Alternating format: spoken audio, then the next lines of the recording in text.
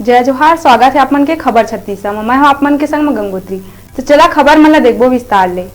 बात करबो बिलासपुर जिला के।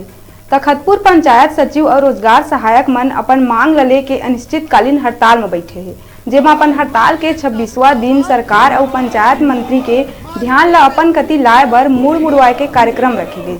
मनरेगा कर्मचारी अधिकारी संघ मन अपन 5 सूत्री मांग ल लेके मंच में शामिल रही, जेकर ले विकास के काम पूरा बंद हो चुके हैं और 26 जनवरी के पंचायत सचिव और रोजगार सहायक मन मुख्यमंत्री निवास के घेराव करेंगे। हमारी मांगे हम अपना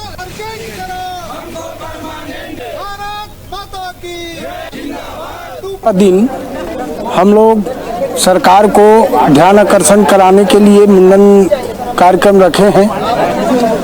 क्योंकि मुंडन का कार्यक्रम अपने पूर्वज के मृत होने पर श्रद्धांजलि स्वरूप करते हैं, मगर आज 26 दिन तक के छत्तीसगढ़ सरकार हमारे सचिवों के जो 1 सूत्री मांग शासकीकरण और 3 सूत्री मांग रोजगार सहायक संघ के, उसमें पहल किसी प्रकार का कोई प्रतिक्रिया नहीं व्यक्त कर रहे हैं।